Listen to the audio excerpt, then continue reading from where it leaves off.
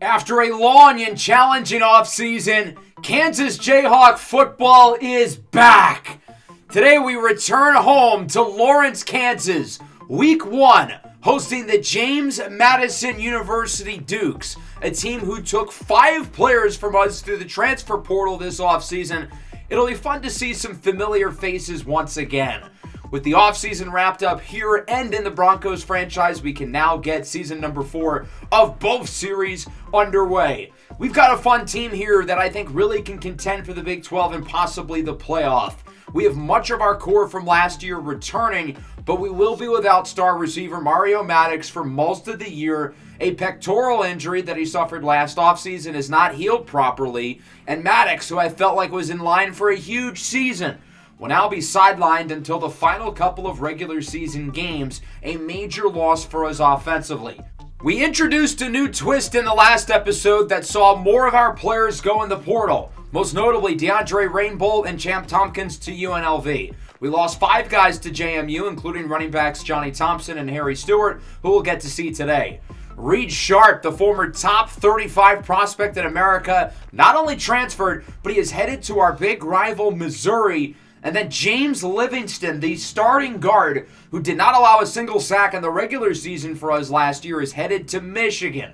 Of course, in our playoff loss against the Wolverines last year, he let up 4 sacks. He's a double agent and a traitor. If you can't beat him, join him. This Michigan team will likely be focused on running the ball. They've got a quarterback battle between transfers C.J. Carr and former Jayhawk Isaiah Marshall. They brought in UConn running back Darrell Robinson to replace Darius Taylor, who was drafted in the second round by the New England Patriots. And then their offensive line is loaded. 91 overall, Glenn Connors is a backup at left tackle. Obviously, James Livingston's here. Coleman Vivian, I think, is the best offensive lineman in the country at center. And then the 89 overall right guard, he's the weak link of the group.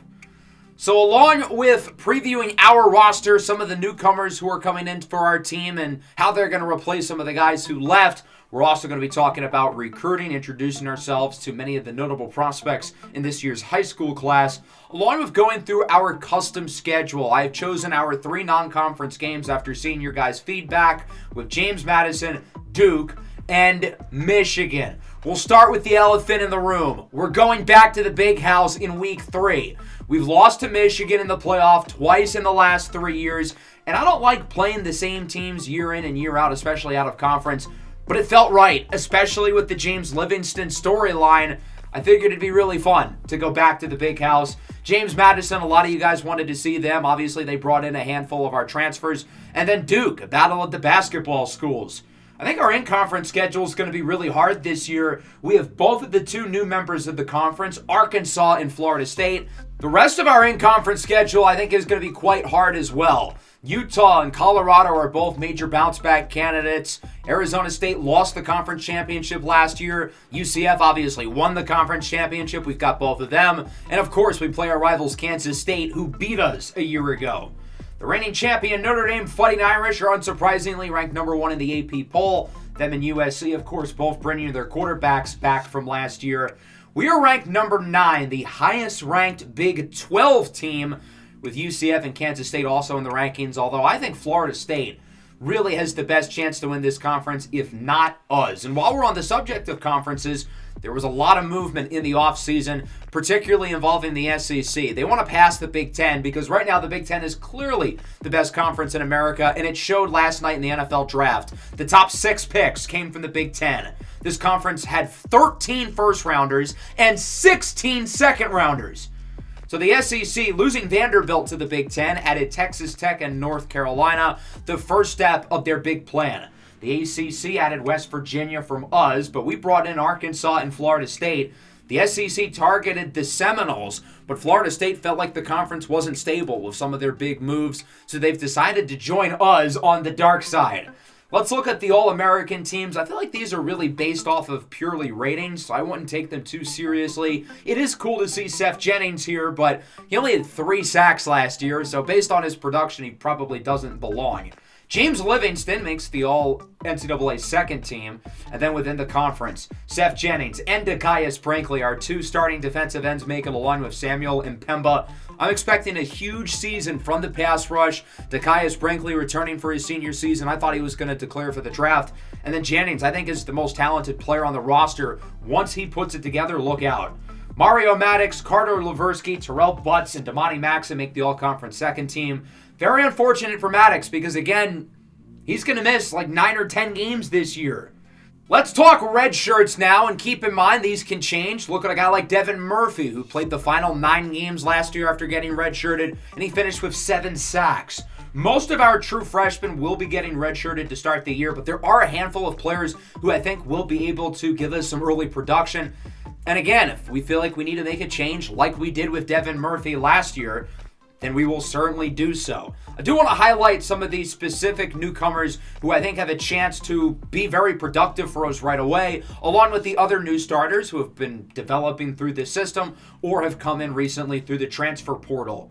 Much of our core is going to stay the same from last year. That was what was fun going into last season, is that I knew this general group was going to stick around for the next 2-3 years. And the fact that these guys made the playoff last year was already really encouraging. Of course, a major topic of discussion for us will be the quarterback position. And it is official that Clyde Poole will be our Week 1 starter this year. Not a major surprise, but with the other guys developing in the room, I figured that we do need to make it official that for right now he is our guy. There's been a lot of outside noise within the community about Clyde Poole. Some very positive, some very negative. I kind of lean somewhere in the middle. On one hand, he's limited as a passer, and he's not going to get much better. He's hit his peak. But he's also a dynamic runner. We have built our offensive system around him, and he's really thrived as a scrambler. He's on pace to finish second in school history in rushing yards, only behind Devin Neal, and first in touchdowns. Now, of course, we have Sean Pollard and Kerry Chosen, who are developing behind the scenes. Both of them have star development. Both of them have high ceilings. We bring in Carl Willingham through the recruiting class this year. I think Willingham even has a higher ceiling than both Pollard and Chosen. 6'5", 221 pounds. He's got a strong arm. I think he offers a little bit more as a runner than both Pollard and Chosen do. Now, he still has a little more ways to go. Obviously, he's newer to the team. Pollard and Chosen have had a year to develop and practice, whereas Willingham has not. The backfield is going to look similar to last year. Cornell Teamer and Ty Lorder are going to have an even bigger role than a season ago. Jazir Tolbert returns as well. But of course, we have the true freshman Nicholas Scotland-Williamson, a player I'm really excited about. 5'10", nearly 230 pounds. He can run you over, but he can run by you. Electric speed. He's a big play threat who's also efficient in the short game. He has a very fascinating skill set, and I think he can be a real asset for us. At receiver, with the injury to Mario Maddox, everybody else is going to have to step up. Amani Law, Rajon Jones, two guys who we know we can depend on. Dorian Pepper is going to have a big role, and I'd certainly look out for Rasheem Diggs as well. Along with that, I think both Cornell Teamer and Ty Lorder are going to get some snaps at wide receiver. They each got reps there last year, and they were pretty good. I'm excited about Diggs, though, because he gives us something that we don't already have in our receiving core. We have a lot of faster guys who are good in space, but Diggs is more of a jump ball physical receiver, 6'4", 200 pounds. The tight end situation will be similar to last year, although Pierre Johnson now has a higher rating than Isaiah Lamore. But in our system, I think it's better to have a pass catcher there. That's Lamore's game. On the offensive line, we're going to have some new faces, including an open competition at left tackle, including the redshirt sophomore Nicholas Perkins. We've also got a couple of freshmen. The redshirt freshman Reggie Chanel, star development. I think he's got NFL caliber upside for us. Got some limited snaps last year and was okay. But nonetheless, I think the ceiling, given his size and length, is really, really impressive. And then we've also got another talented freshman in Kenyon Denbo, another guy who's developed pretty well. I thought had a solid offseason. All three of these guys will be competing for one of the tackle spots, most likely left tackle, while Calvin Clements, the senior, starts on the right side. So what I find weird is that Nick Perkins is a 79 at right tackle, but an 83 at left. I don't really know why, but I think we are going to have Nick Perkins as the starter there, but both Chanel and Denbo will get their chances to play. Perkins, though, is 98 pass block. That intrigues me a lot. Benji Trahan will likely start at right guard. He was a center in high school. We've been developing him at guard over the last year. He had a really good offseason and is ready to go. Mike Jefferson there as well, really good freshman. And then at left guard, Carter Leversky has been on our team as a tackle. We have moved him inside. And then Kion Sample is a really good player as well. And then Terrell Butts returns as our starting center. Defensively, we're expecting a lot from these veterans, Seth Jennings and Dekias Brinkley, but we've recruited a ton of players here, including the Iowa transfer Roddy Orr, who's going to have a big role this year. I think we're going to use him a lot as a defensive lineman. I'd like to see him gain some weight, though. He had 10.5 sacks last year with the Hawkeyes, but I think he'd be better suited adding more power. So because of that, over the offseason, we had him gain 15 pounds. He is going to go up in strength by 3, but he goes down in 1 for speed, acceleration, and agility. Power moves go up by 2. Finesse moves go down by 2, so he's a little bigger and a little stronger. He'll be more suited to play the defensive line. Along with all of those proven players, we've got a lot of freshmen. The 5-star Alpha G has the highest ceiling of any player on this roster. The sky is truly the limit, and I think he could be one of the very best players on our team by the end of this year. 5-star elite development trait, and look at the skill caps. He could theoretically be a 99 overall. I think we're only going to have him for 3 years, and then he's going to the NFL. Of course, we bring back Devin Murphy. I'm excited about what he'll be able to provide. Kyrie Brower, the true freshman, someone who we got very early in the recruiting process last year. I really like him. Ben Bieria, Kerry Folk, those guys are solid, and maybe one of those other freshman defensive end can step up. Inside, I'm really excited about Greg Von Oelhoffen. He also has elite development. Again, the sky really is the limit for him. And then Dylan Countess, to me, is one of the most unique players who we got last year through the recruiting cycle. He's a defensive tackle, but he's really quick. He's got great get-off. He looks like a bully, a run-stuffing type, but he's got some finesse to his game, and I'm really intrigued by his skill set. At linebacker, we know Roddy Orr is going to play mostly defensive line, and otherwise it's going to be a lot of the same guys with Sam Mpemba, Mo Nwokeji, Zach Stokes, and Santiago Herrera. I think Soma Satele might play a little bit. I like him a lot. But for the most part, it's going to be a lot of the same guys from last year. Damani Maxon in the secondary. We're going to be moving his position. He's played sub-linebacker for us, but I like a lot of our linebackers. Caleb Purdy, the slot corner, is gone, so we're going to put Maxon in the slot. Brandon Hines and Marcus Ashe will rotate at safety, while Taylor Davis plays free safety. I don't think any of our true freshmen are going to play a whole lot this year. And then at corner, Quantavious Landers will start on one side. The other starting nod is going to go to redshirt freshman Teron Jean-Pierre. He's going to have to play well to keep his spot, but I really like his skill set. 6'3", 93 speed. Maxon will play the spot. Viliamu Manupuna and Jalen Todd will both regularly play in dime packages. And then maybe one of those other guys, such as the true freshman Cornell Abreu, can look to move up the depth chart and earn some extra playing time.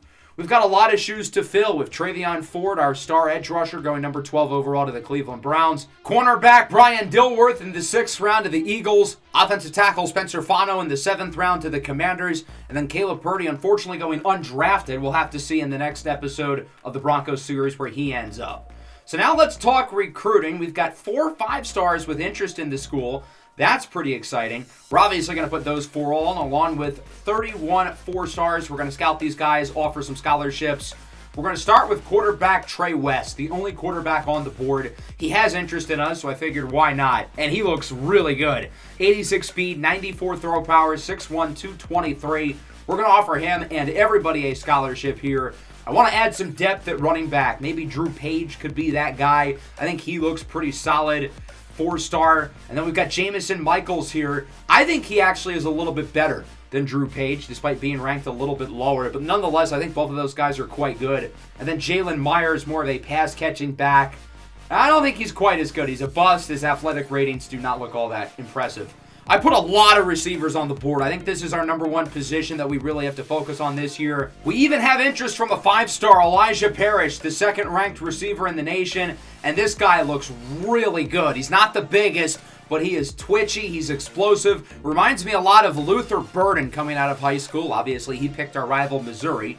Hopefully this time around, that's not the case. Hakeem Thicken. He looks really solid, 6'3", 203. And then Gideon Inabuife. He has the gem. I think both him and Ficken are 2 guys we're going to really prioritize. Emmett Hull looks pretty solid as well, not the biggest. I think he could be a really good slot receiver, though. Tyler Eason, 6'5", 197, big kid. If he can add some weight, I think he could be really good. Tevin Goins is a gem. I like his skill set. Eric Jameson, 6'4", with 96 speed. He's going to be a monster. And then Devontae Uche, a little bit smaller. He is listed as a bust. I think he's probably the worst of that group, which makes sense. He is the lowest ranked. Edward Babers at tight end is a gem, which is impressive because he's nearly a 5-star. He's a blocking tight end. I don't really think that fits our scheme, but you recruit good players and you make it work, and I think he's a good player. I also really like Kenyon Carmona. I know he's a bust, but I love the fit. I think he'd be a really good long-term replacement for Isaiah Lamore. Tyler Walter at tackle looks really good. Only 4 offensive linemen on the board. We put so much focus into the line over recent years. As Tremaine Shank ends up being a gem, I think Byron Braverman looks pretty solid too. And then Tyler Tavecchio, not the biggest, but he can really move. I'm not sure if he stays on the offensive side of the ball, though. He might be a defensive lineman. Speaking of, here are the defensive linemen. We also recruited a lot of them last year. Pat Nielsen looks like a weird player because he's undersized, but I don't know if he necessarily has the twitch you look for at 6'1", 241. Kevin Hodges, for instance, is faster and has better finesse moves at 6'5", 270. Gideon Uwa is tall, but he's lanky, so I'm not really sure what to make of that. David Ibarra is the second-ranked player in the nation. What a get this would be for our defense. And yeah, that guy looks like a monster. I need that guy in the middle of our defense. Frederick Dembo looks pretty solid as well. I wonder if he's related to Kenyon at all. The two of them look alike. Marvin Root looks pretty solid as well as we move over to linebacker. Tim Afamasaga looks like a really good player. I think he'd probably move over to a defensive end for us. Greg Crisp, unfortunately, is a bust. I do like the skill set, though. I think he can end up being a good player. Aiden McCormick looks pretty solid as well. We're going to have to simulate the week to finish up scouting. As part of us retiring and then unretiring Puma Whitlock, we lost our recruiting upgrades, so unfortunately we need the extra week of scouting, which kind of sucks, but what can you do? So let's get back to it here. Week 0 has a pretty fun schedule. We'll talk about that in a little bit. But let's wrap up scouting here. We'll start with McCormick, 6'4", nearly 250. He's got good size, probably more of a defensive end again. Sateki Kalawai at linebacker, the top inside linebacker in the class. He looks good. He looks pretty athletic for his size. And then in the secondary, Lane Aragon looks like a really good slot guy. I think he could be a faster Caleb Purdy for us. I really am intrigued by his fit on our defense. Carl Kashama is a gem. He looks like a good player. Rashard Oakham, another primary slot corner. He looks good. Dalton Stokes has to be related to Kajai Stokes. The gene gods did not give him his brother's height, though, unfortunately. As Benji Sanders is a bust. Javier Maloney is a gem. And then the final player here, safety Nick LeBeau, is a bust as well, undersized, but I think there is some talent there. So we have 620 hours left. We're going to take a couple guys off the board with Jalen Myers and Devontae Uche. Neither of them really impressed me. We have a few other guys at those positions I like. So we're going to add tight end Emmanuel Proctor and safety Ty Simons. Proctor looks pretty solid. Again, I want to recruit a few tight ends this year. And then Ty Simons, I really like this skill set. This kid can flat out cover. Definitely a guy I think we're going to prioritize. So this is how I think we're going to use our recruiting hours here for the first week. I really want to go after these receivers. Parrish, Ficken, and Mbathue are 3 guys who I really want. I think all 3 of those guys would have the chance to make an impact for us as freshmen. And then it's really about climbing up some of these guys' lists, especially those who were not currently in the top 8 for. That way we'll be able to make some noise as these battles go along. We're going to follow our strategy last year of really focusing on being within a player's top 5. I've always felt like that's kind of the key. Once you're in the top 5 is when we can really be aggressive. Since we're not playing here in week 0, we'll simulate through the week. We'll cover the week 0 games in a little bit, but we'll start with recruiting here in week 1. And a few guys have narrowed their list down to 8 with us not in it. Kenyon Carmona, Tavares Shank, Byron Braverman, Aiden McCormick, and Carl Kashama have locked us out. I think Shank and Kashama are the 2 best players of the group, but I'm most disappointed with Kenyon Carmona. I really wanted to land him, and it looks like he will be going to the Big 12. FSU and UCF seem to be the 2 in the race for him. I'm also going to take off edge rusher Gideon Uwa. I just don't really think we're going to land him. Georgia really wants him. So now we're going to add 6 new players to the board. including a pair of tight ends. As I said, I'm really focused on the tight end position. Isaiah Lamore is a junior. We don't really have a long-term replacement after him. So let's look at these 6 new players who we're going to scout. Running back Demetrius Labonito looks like a short yardage guy. Could be a solid replacement once Jazir Tolbert is gone. I think he's got good athleticism for his size. This tight end, Elliott McGowan, looks like a stud. I feel a little better losing out on Carmona. He's a guy we're going to really prioritize, I think. Tim Soto looks pretty solid as well. Devontae Blunt, the athletic ratings don't really get me all that excited. I do like Tony Dawson, though, at linebacker. I think that kid can play. And then Ian Rousseau at safety, 93 speed, really impressive athlete. We have 185 points to spend. This is how we're going to use them. Again, it's not necessarily a matter of taking the lead in all of these battles early, but putting ourselves in a position once we make it to the players' top 5 to be able to pile on the points and potentially land them.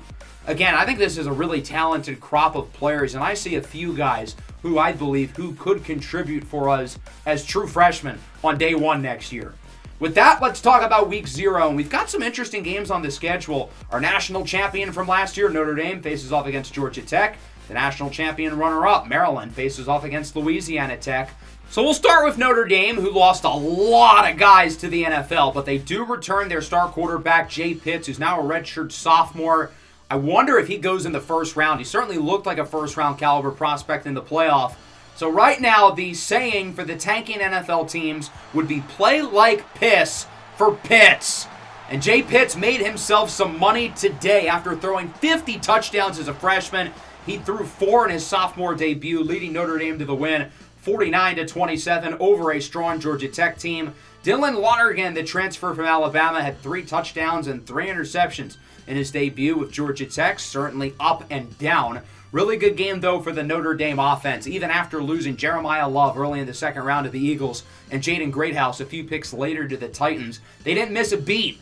Jay Pitts was awesome, 368 yards and 4 touchdowns. If he plays like this and like he did last year, he's going to go in the top 5. Jordan Faison, who was injured during their playoff run last year, nearly 200 yards. So they bring him back. He wasn't even healthy during their national championship run. The team they beat in the national championship, the Maryland Terrapins, face off against Louisiana Tech. The Terps lost a lot themselves, including quarterback M.J. Morris in the 4th round to the Giants, Nick Harbor in the 2nd round to the Bucks, and Braylon Wisłowski, Mr. Irrelevant, to the Cowboys.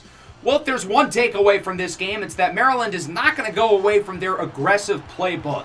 Their new quarterback is a redshirt junior named Christian Martin. They've been developing him for the last 3 years, and there was some good, there was some bad, but Maryland takes the win 42-21. We saw this team air it out in the playoff. There's going to be a lot of big plays and a lot of bad plays, and that was the case with Martin, who threw for 5 touchdowns but completed less than 50% of his passes. They're going to have to lean on the ground quite a bit this year. DeJuan Williams, I thought, really broke out onto the scene in the playoff last year. Duke faces off against the Texas Longhorns. Disappointing season for Texas last year. They bring back Arch Manning. We're going to play Duke in a couple of weeks, so I'm really curious to see how they look.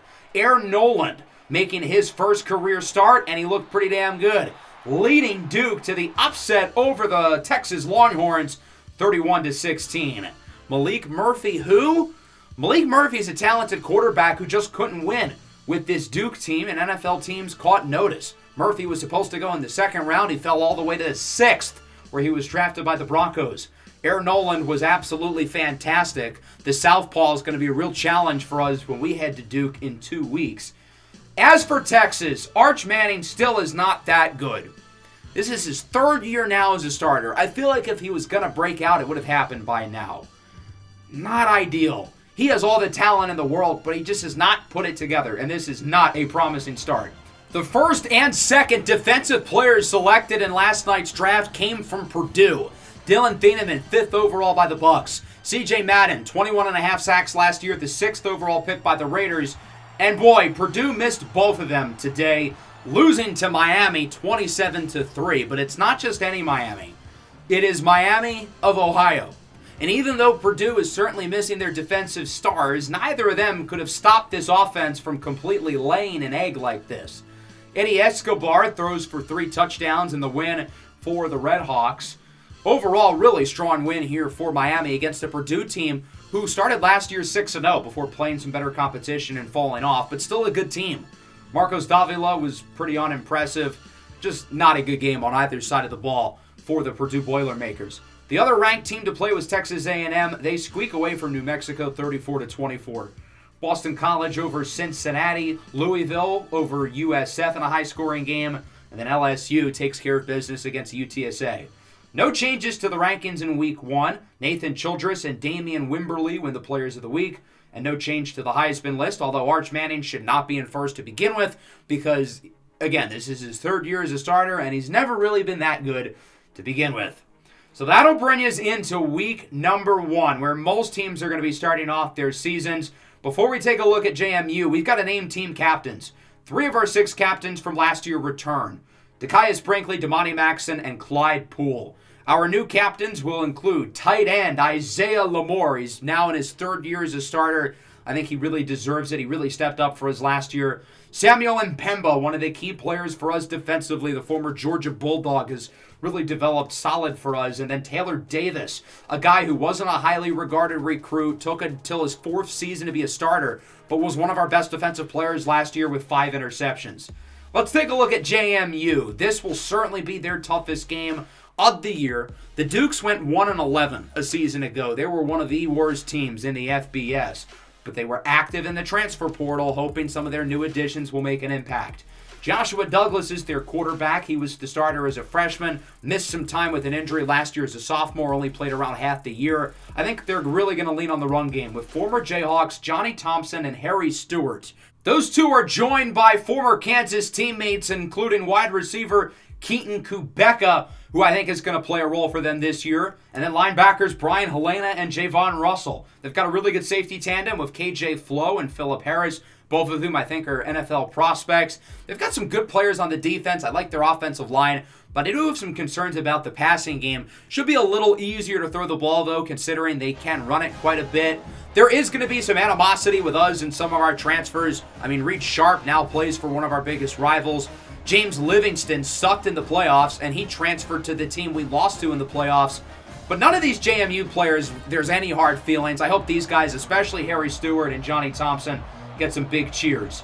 Anthony Escalante has his teed off. Welcome to Season 4 of the Kansas Dynasty. It is Harry Stewart, who was our kick returner last year, brings it up and is tackled by Mo Okeji, the redshirt sophomore linebacker. I'm expecting a big year from Mo, and I think if he plays well, there's a chance he potentially does leave for the NFL.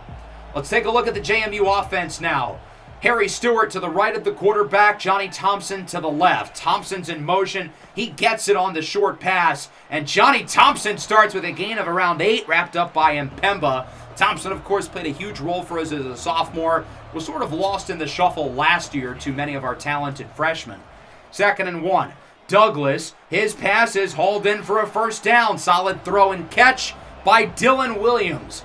Now at the 37 here for the Dukes on 3rd down. Douglas up the middle, it's caught, and it will go for a first down. Harry Stewart III is able to haul it in. Stewart's known for his blazing speed, but I like what he can offer in the receiving game. 3rd and 10 at the 44, that one is dropped. Keelan Pickens, the number 1 receiver on this team, was wide open. It was not a great throw. It was a catchable ball, though. He had his hands on it, but it's incomplete as we take our first look at the Kansas offense off of the fair catch by redshirt freshman defensive back Alfonso Rugamba. Many of the same faces for us offensively, including the signal caller Clyde Poole. Flushes to the left, under pressure, and look at him go! This is what he does best as he slides shy of the first down marker. That was actually a really smart decision because now on 2nd and inches, he gets a free play. Play action, looking deep. It's the sophomore Amani Law. Down the field, past the 20, a gain of 38. Law is a big play waiting to happen. We saw the flashes as a freshman, especially with the injury to Maddox. We need a big sophomore season from Law. I thought he took some steps in the offseason and could be a guy who sniffs 1,000 yards.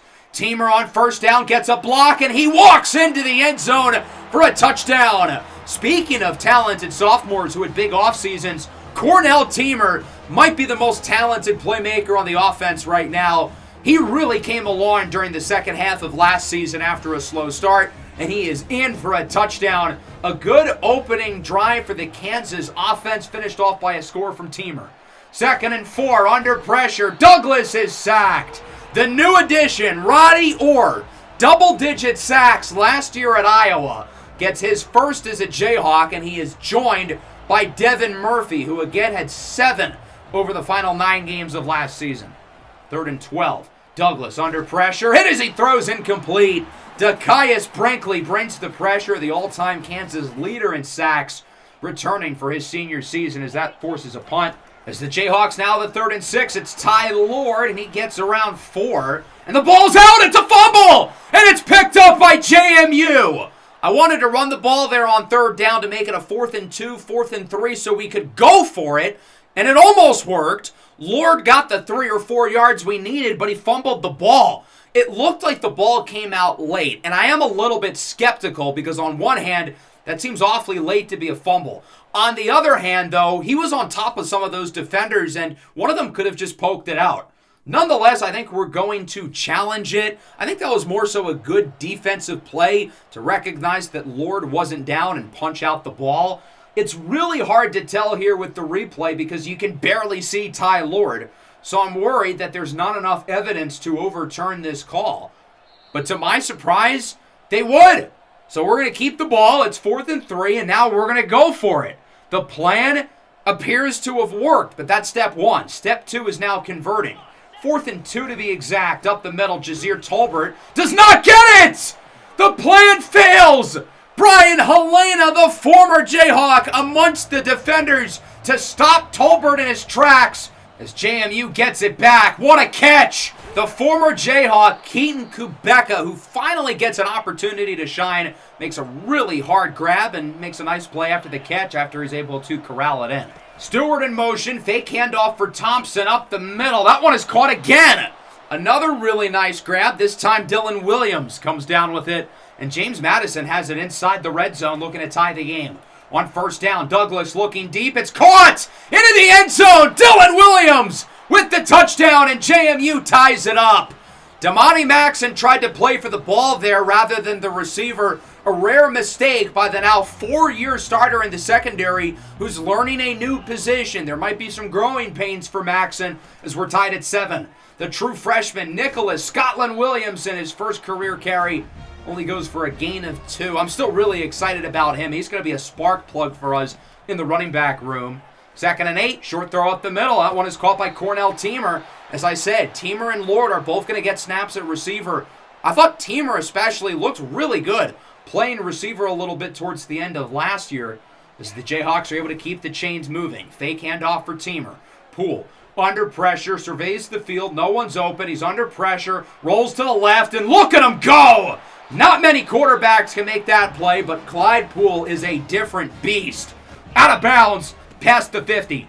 2nd and 12 now. Poole under pressure, steps up in the pocket again, runs to the outside. And Poole will nearly get the 1st down. He's wrapped up by the All-American KJ Flo. Clyde Poole is such a unique playmaker. We're seeing the scrambling early in this game as on 3rd and 1 it's a pass. Poole looking deep for the end zone, and it is way off the mark, looking for Rajon Jones. We're going to go for it here on 4th and 1. Didn't convert last time. Shooter shoot, though. Direct snap for Teamer, and he gets the 1st down. Wrapped up by Brian Helena and company. A good run there for Teamer on the direct snap to keep the drive going. Following play, Poole, tight throw, and it's caught! Isaiah Lamore, first-team All-American a year ago. Why, I don't really know, but, I mean, he's clearly a good player. 2nd and 6, under pressure! Brian Pearson with a huge sack on Poole. A big mistake by the junior quarterback who otherwise has played a great first quarter. Pearson's been flying around the field so far. He's made a few plays in this game as we are tied at 7-1. Nearly identical passing numbers for the two quarterbacks. Clyde Poole's looked good so far, minus that last play, and that could really mess things up. We are backed up at around the 15. Poole rolls out on 3rd down, looking for the end zone, and it's batted away. This kick is not centered, so it's not going to be an easy one for Anthony Escalante, who did improve a lot last year. His first field goal attempt this year is from 33, and it will split through the uprights. The junior from Frisco, Texas, makes it 10-7. So JMU has it back. They can theoretically take the lead here, scoring a touchdown after the turnover on downs that they forced. As Stewart gets it up the middle, a nice run, breaks away from Brandon Hines and is wrapped up by Damani Maxson, but not before getting the first down. Stewart showing off his impressive explosiveness there.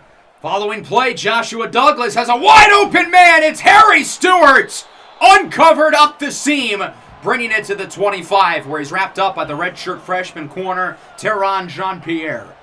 3rd down and 4, Thompson in motion. Douglas goes short, it is caught, and it will not go for the first down. Santiago Herrera with the initial hit, and I think that was Zach Stokes who finished him off. JMU's only going to go for the field goal, try to tie this game, add some more points. Junior kicker Telvin Morey, his field goal is up right down the middle from 32. We are knotted up at 10. Certainly a closer game than we could have anticipated. This Kansas team needs to wake up. The defense has been shaky, and the offense is barely averaging 3 points per possession. Play action for Lord. Poole wants to go deep. He'll go short for Lamore instead. And the first-time captain makes a nice play after the catch to the 35. Sometimes the biggest plays are the short passes where the receivers can do some damage after the catch. As Ty Lord loses a yard, he's wrapped up by safety Roger Silva. Now we're looking at a 3rd and 5. Poole calls for a switch at the line, joined by Tolbert in the backfield. Looking to throw it, steps up in the pocket, has to beat the linebacker, and he does. To the outside, Poole with a first down scramble. Not many guys can make that play, but Clyde Poole certainly can. Play action for Tolbert, up the middle. Nice throw and catch for the sophomore Rajon Jones. He's a major breakout candidate for me this year. He showed some flashes as a freshman, but was really inconsistent. We're going to need him to be steady this year with the injury to Mario Maddox. 3rd down and 4. Poole looking deep. He's got Lamore in for a touchdown, and way to hang on to the ball. Took a big hit at the end, and it does not matter. Isaiah Lamore is in for a score, and Kansas regains the lead 17-10. We needed a touchdown drive there. That is a huge possession for the offense. Here's a read option for Douglas on 2nd and 9. The defense bites, and he gets the first, wrapped up by Maxson and Marcus Ashe. The defense really has been unimpressive so far. We could use a big play as Thompson gets it to the right side, breaks a tackle, and is wrapped up by Nwokeji. 3rd and 1. This one is intercepted. Damani Maxson picks it off, and he's got nobody in front of him. Showboating all the way from the 25. He's got to make sure he gets in. It's a 58-yard pick six for the senior captain, and Kansas adds to the lead. We needed some kind of spark defensively, and there it is. Maxson, one of just 2 players on this roster who started back in year 1, who's still a starter now. It's just him and Dekias Brinkley, the final 2 starters from the national championship team. And Maxson still making plays here as a senior, jumps the route.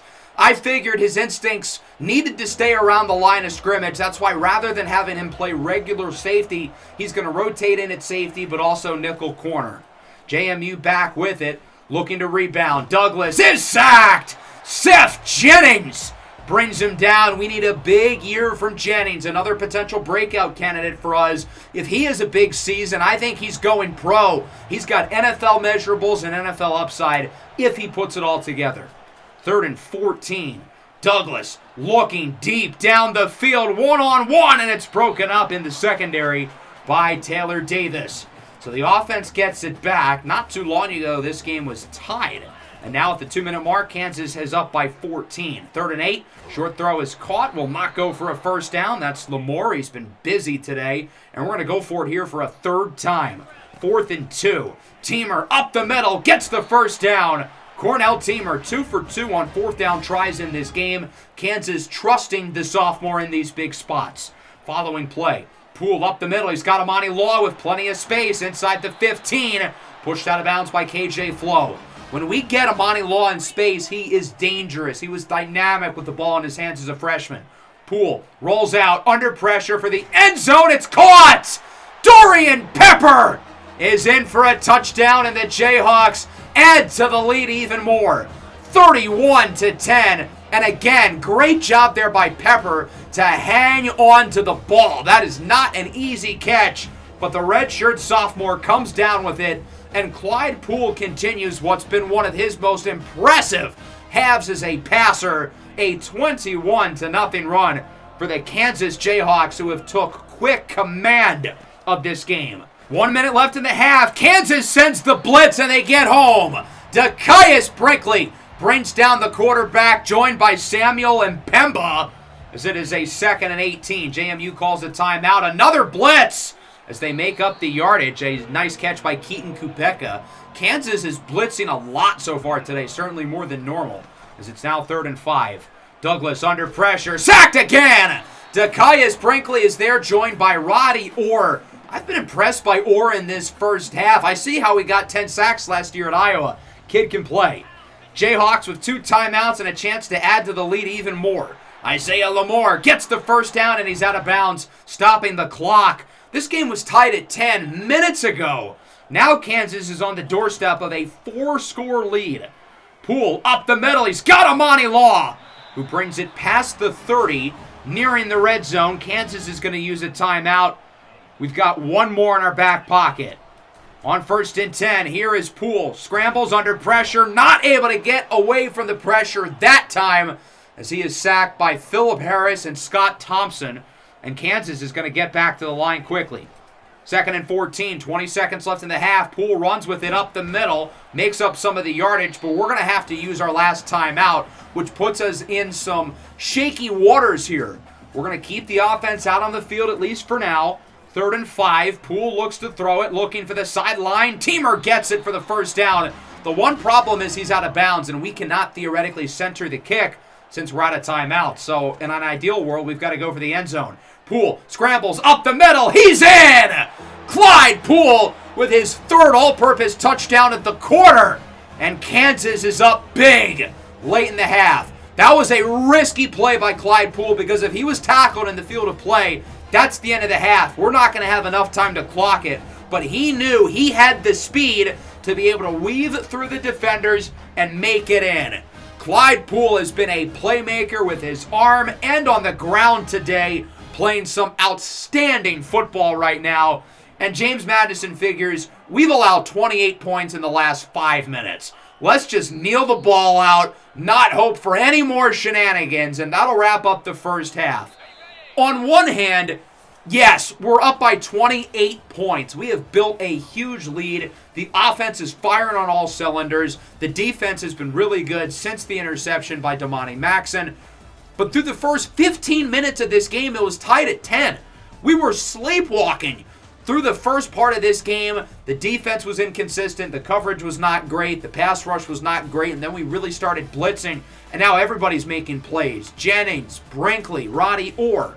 Offensively, we started slow, but Poole has been very effective as a scrambler. He's been very comfortable throwing the ball in the pocket. 5 catches, 70 yards, and a touchdown for the tight end, Isaiah Lamore. He's off to a really good start, and he's another guy who's going to need to step up with the injury to Maddox. It's not just the receivers. We're going to ask a lot out of our junior tight end as well.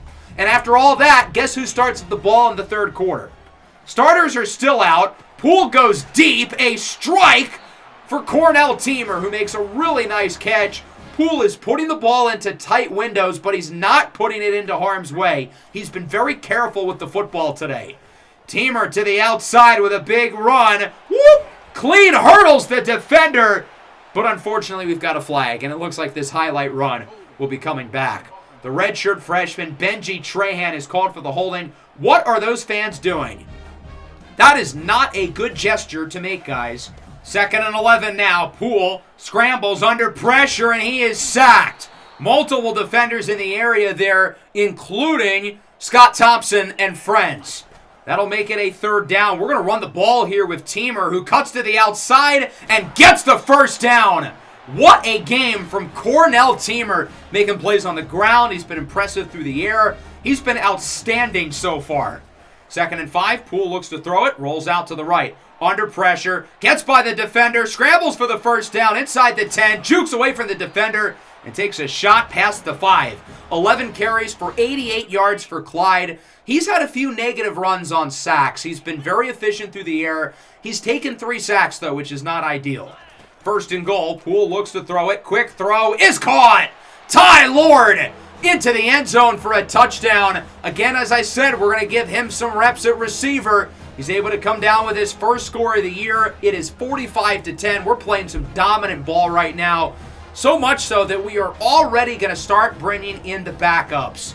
A lot of our rotation players are now going to be getting extra snaps defensively. So many of these guys would be playing regularly, but some of the upperclassmen like Brinkley and Maxson, they're not going to have to play too much more. On first down, Douglas is sacked again. The true freshman, Greg Von Oelhoffen, with his first career sack as he does the shimmy afterwards. The big fella showing off the dance moves. 2nd and 18, it's a screen.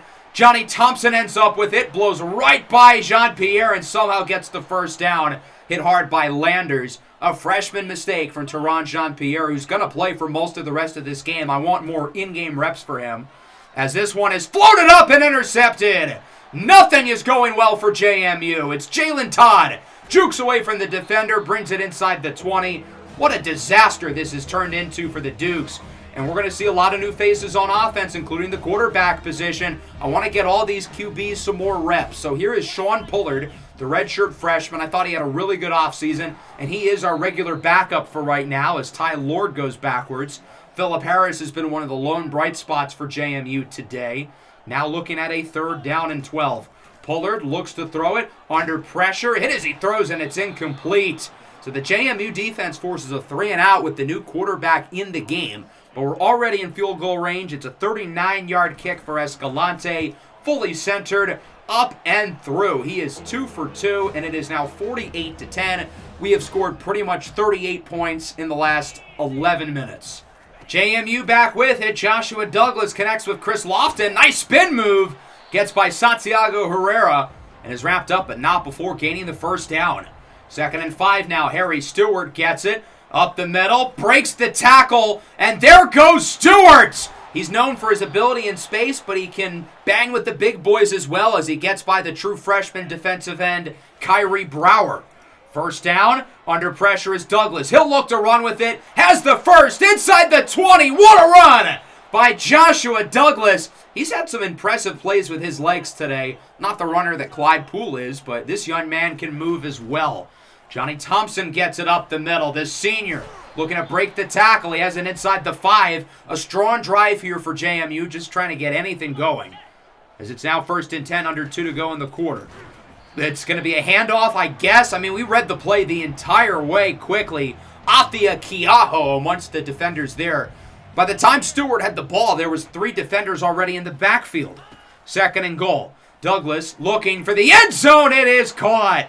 Dylan Williams, his 2nd touchdown of the game, and JMU is going to cut into this lead as it's 48-17. We're going to keep Pullard in the game. I want to give him at least one real drive. The last one doesn't really count. As Nicholas Scotland-Williamson gets it up the middle, he's going to play a lot in the 4th quarter. I want to get him plenty of reps as this game goes along. Late in the 3rd, 45 seconds left, play action for Lord. Pullard goes short. It's caught by Amani Law with space again. Down the sideline. Whoop! Jukes away from the defender to the 25. 4 catches for 120 yards today for Amani Law, averaging 30 yards per catch. 69 of his yards have come after the catch. Nice. 3rd and 3. Look at Lord go. Breaking tackles. He's a little bit banged up, though. He was banged up towards the end of last season, so we're going to be cautious. I don't think we'll see him at all in the 4th quarter. As Kansas is in clear control with 10 minutes to go. We currently lead this game by a lot. Your score, Jayhawks 48, JMU 17, and we're going to see more of the backups continue to trickle in. An entire new group of offensive linemen. Still some of the starting skill position guys is on 3rd and 7. What a catch! Rasheem Diggs, his first career reception. It's just outside of the end zone, but an impressive grab at the 1. 1st and goal, Cornell Teamer walks it in. His 2nd score of the afternoon. Cornell Teamer has been one of the best players on the field in this game. We've got ourselves a special running back.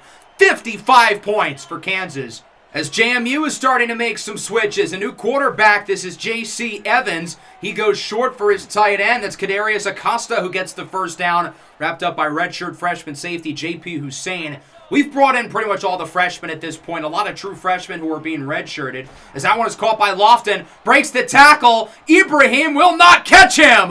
What a play after the catch. by the talented senior receiver Chris Lofton, making the freshman look foolish. J.P. Hussein missed the tackle. Leon Ibrahim, the true freshman linebacker, could not catch up. And then the safety at the end, Cordell Hurley, another true freshman, could not bring him down as he made it into the end zone. New quarterback in the game, this is Kerry Chosen, as Scotland Williamson loses 7. What a play there by Brian Pearson. He's been JMU's best player. As for Chosen, the redshirt freshman, I thought he played really well in limited reps last year, but he is sacked on second down by Trent Kane, who leaves the left tackle Reggie Chanel in the dust. Holding call against the center Luis Roche. This one will be declined anyway. An unfortunate start to the drive for the offense, as it's now 3rd down and 27, all the way backed up at the 3. We're going to let Chosen throw it anyway, and look at this. Wide open! Manuel Maramosa with the first down. He gets 35. Great throw there by the Chosen one, as Maramosa, the redshirt freshman, comes down with his first career catch. And now look at Chosen to the left side. A huge run out of bounds at the 35. He gets 19 yards. He's not known as a scrambler, but he can move. 2nd and 8. Rolls out again. This time to the right, looking to run with it once more, and he gets the first down. Is this Clyde Poole under center? Kerry Chosen, he can fly. First down now, it's a play action. Chosen up the middle. Nice throw and catch for Rasheem Diggs, who's had some nice grabs here in the 4th quarter. 1st and goal. Scotland Williamson up the middle. He's flipped over. Just shy of what would have been his first career touchdown. And now it's 2nd and goal. Kansas knocking on the door of 60 as it's Kerry Chosen on the QB sneak.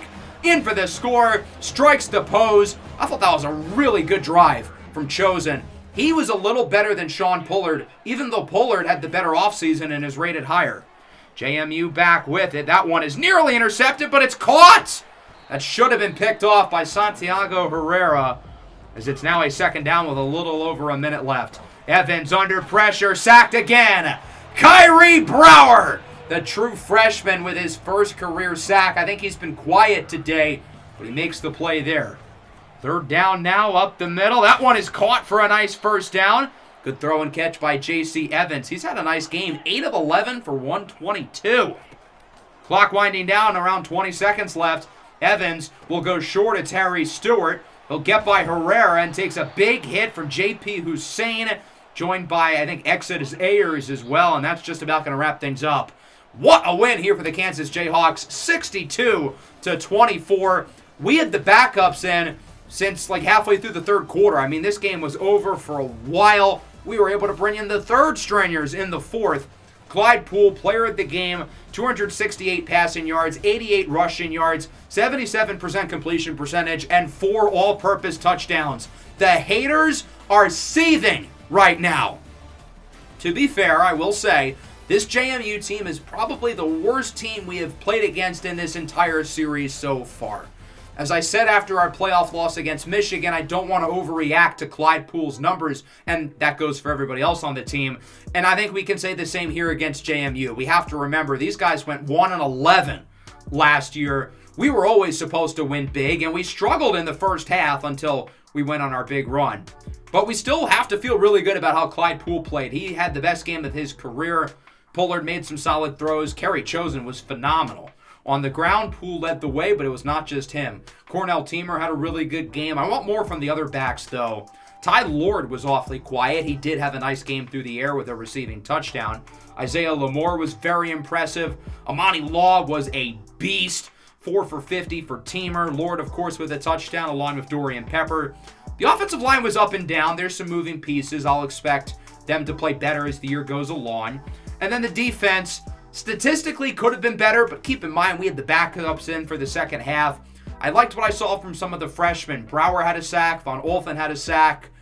Alpha G, the 5-star, was quiet, though. He played a lot, but he did not record a stat. As for JMU, Douglas and Evans were both solid. I thought Evans was actually quite good, but he was playing against freshmen. They ran it pretty well, too. I feel like both Johnny Thompson and Harry Stewart had really good games, as did Keaton Kubeka. I really think these former Kansas players are going to be phenomenal for this JMU team. Look to help lead a winning culture. I don't necessarily expect them to make a ball game or anything, but I certainly don't think they're going to go 1-11 again. I think the future could be pretty bright for this team. They had a couple guys play well on defense, but They allowed 62 points. There was really not much going for them after the first 10 minutes on that side of the ball.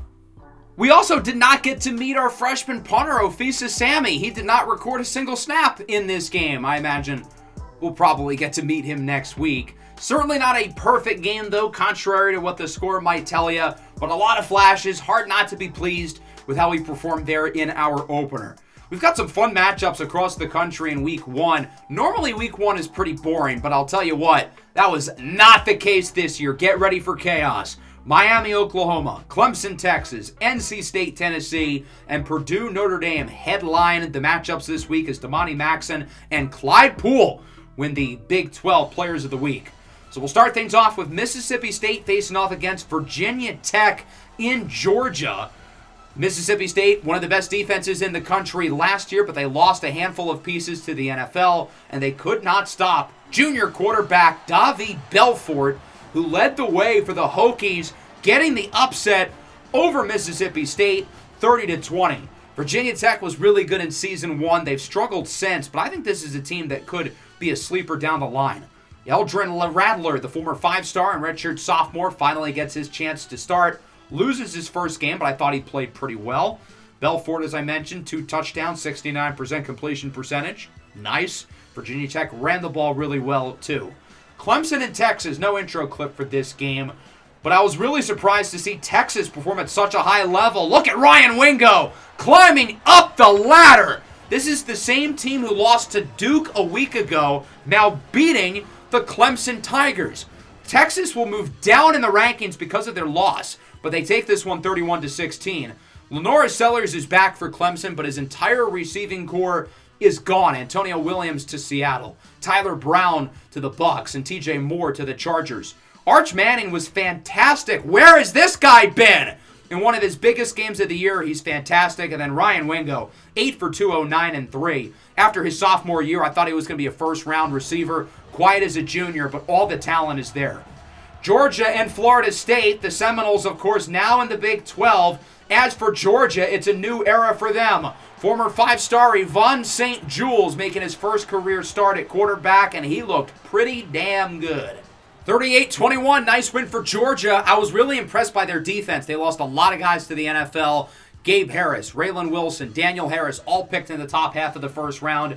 Luke Cromanhook struggled, but it is his first game back. He missed all of last year with an injury. He's going to be a little rusty, but this is the same guy who led his team to the playoff as a sophomore. Yvonne St. Jules, after 2 years developing, gets his chance to play, and he was really impressive, throwing for 3 scores. Nitro Tuggle with 2 of them. I think he's got a chance to be the first receiver off the board in this year's draft. North Carolina, now in the SEC, faces off against UCF. No team had a better record last year than the Knights, 12-1 in the regular season, but they lost more than just about anybody, and it showed. UNC wins a defensive slugfest, 14-3. The Tar Heels were not great last year. Got to imagine they're going to look to improve, obviously playing in a better conference. Michael Merdinger ends up winning the starting job. He was pretty solid. As for UCF, as I mentioned, they lost a lot, most notably their quarterback, Ja'Cory Brown, drafted at the end of the first round by the Lions. I think this team really could fall. I'd be surprised if they contend for the Big 12, but they do have some good receivers, some good playmakers, but not having their quarterback really hurts. I'm definitely fascinated to watch Michigan, given that they're on our schedule in the next episode. They've got a pretty easy game to start. They'll be hosting the University of Buffalo, and Michigan ended up losing. I told you there was some chaos this week. The Wolverines dropped this game to the University of Buffalo, 34-28. Look at Michigan's rushing stats, 29 carries for 48 yards, and that's not with any sacks. They didn't get sacked once. This elite run game was shut down by Buffalo. C.J. Carr ended up winning the starting job, and he was horrific. 1 touchdown, 4 interceptions. The ground game was just a total disaster. Darrell Robinson and the greatest offensive line ever assembled. 12 carries for 18 yards. C.J. Carr, 12 carries for 17 yards. This is the greatest offensive line I've ever seen, and they got dominated by Buffalo. Buffalo! If the Bulls are able to do that, who knows what our defensive line can do? Buffalo's offense wasn't all that impressive despite scoring 34 points. This box score makes me think this final score was like 10-7. I could see another very low-scoring game when we play against Michigan in 2 weeks. Utah State heads to Oregon. Dante Moore, the number 1 overall pick by the Arizona Cardinals, amongst the many losses for Oregon. And, well, it showed. The Ducks lost more than just about anybody in the country, losing many pieces from their national title team a couple years ago. And they would get a nice taste of humble pie. 37-23, a fourth-quarter comeback from Utah State. Austin Mack would win the starting job, the transfer from Alabama a couple years ago. He was not great. Nate White, they're going to have to lean on him a lot because their starting receivers are all freshmen. Jurion Dickey was drafted in the second round by the Chiefs, while Ryan Pelham transferred to USC. So now they've got Taylor Tootin, true freshman. Osama Ideon, redshirt freshman. Damian Lansana, redshirt freshman. I remember him as a high school prospect. This cat, Nathan Childress, though, is a baller. Player of the week in week 1. Throws 5 touchdowns here in the second game against Oregon. Holy moly. Let's check in on Notre Dame. The defending national champions looked awfully good in their opener. Hard to imagine they won't be a favorite to repeat, and they've got a pretty easy game against a Purdue team who just scored 3 points against Miami of Ohio. Well, apparently, Notre Dame must have only watched that film, because Purdue looked a lot more like the Purdue team of last year, upsetting the Irish 28-24, a shocker in South Bend. The defending champs are dethroned. Jay Pitts turned into play like piss for Pitts into Pitts plays like piss. 50% completion percentage, 2 interceptions. Really not a good game at all for the redshirt sophomore. That certainly will not help his draft stock. As for Purdue, their offense was a lot more successful this week. Marcos Davila only completed 50% of his passes, but he did throw for 2 touchdowns and 340 yards through the air. Let's check in on our rivals in Manhattan, Kansas. The Wildcats set to face off against the Cincinnati Bearcats. Cincinnati's got a really good young quarterback. Redshirt sophomore Colby Hyman, I think, has the chance to be the best quarterback in the conference this year, and he played quite well in this game, leading Cincinnati to the upset over the Wildcats. Kansas State takes an early in-conference loss, 31-21. We have not played against Cincinnati yet in this series, and we don't play them this year, which disappoints me. I really like this kid, Colby Hyman. I really want to play against him because I think he's got NFL upside down the line. As for Kansas State, I could see some regression for them this year. I thought they would regress last year. They still won 10 games. But this year, I could see them really coming back down to earth after a couple strong seasons in a row. Tennessee facing off against NC State, 2 teams who have been inconsistent throughout the duration of this series. A win in this game, I feel like, would be big for both of those squads.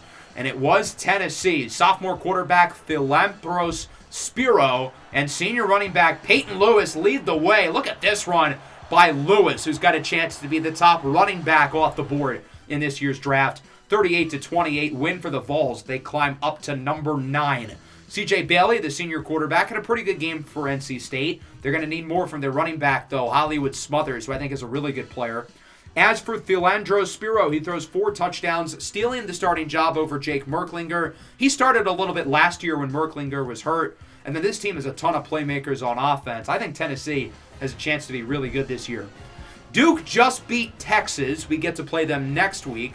They'll face off against Sam Houston State in what ended up being a really good game into double overtime, but this 2-point conversion would be enough for the Bearcats to get the upset. 39-37 upset over Duke. So by the transitive property, Sam Houston beat Duke, Duke beat Texas, and Texas beat Clemson. Does that mean Sam Houston's better than Clemson?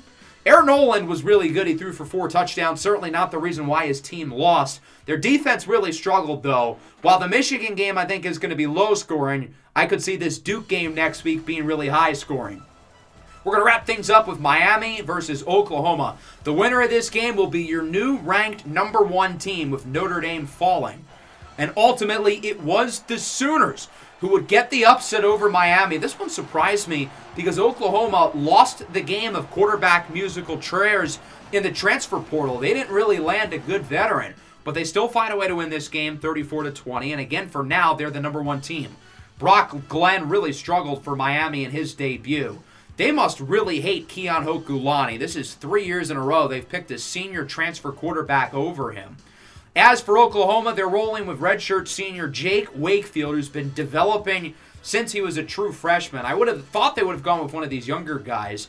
I don't think Wakefield is going to be that good, but he played well today. Maybe there's something there.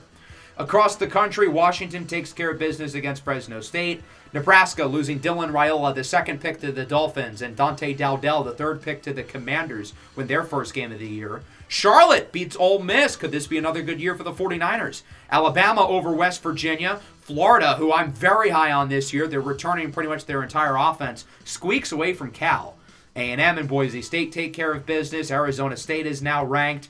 Ohio State beats Bowling Green. And then USC remains at number 2. Very good sophomore debut for Sam Onatulu, who I think, like Jay Pitts, probably has a chance of being a first-round pick. In the Big 12, some interesting results here. A couple conference games already with Cincinnati and Arizona State taking early wins. Shout out Iowa State. They allowed only 10 points and still lost, dropping that one to Northwestern. Across the country, Arkansas beats Tulsa. SMU gets blasted by Kennesaw State. Yikes. Utah barely beats Wyoming. South Carolina over Ohio. Syracuse beats Penn State. Might be another bad year for the Nittany Lions. Auburn defeats UCLA. Michigan State back to their struggles. They lose to Appalachian State. BYU loses to Kent State. I think the Cougars might be pretty bad this year. Arizona loses to Colorado State. I imagine the Wildcats are going to be missing Noah Fifita quite a bit. He's been their starting quarterback the last 4 years, drafted in the 4th round last year by the Jaguars. As we take a look at the poll, we are number 4. So a big climb up as 5 top 10 teams lost this week. Miami, Notre Dame, Clemson, Michigan, all of them dropping. Oregon goes down to number 23. Arizona State is the only other team in the Big 12 ranked, with UCF and Kansas State dropping out. So the rankings seem to really think that we're the clear best team in the conference. Ryan Wingo wins the Offensive Player of the Week. If he has a big year, I think he goes in the top 5. He's that good. Brady Wetzlaff wins it defensively, and then we already saw Clyde Poole and Damani Maxson win the Conference Players of the Week.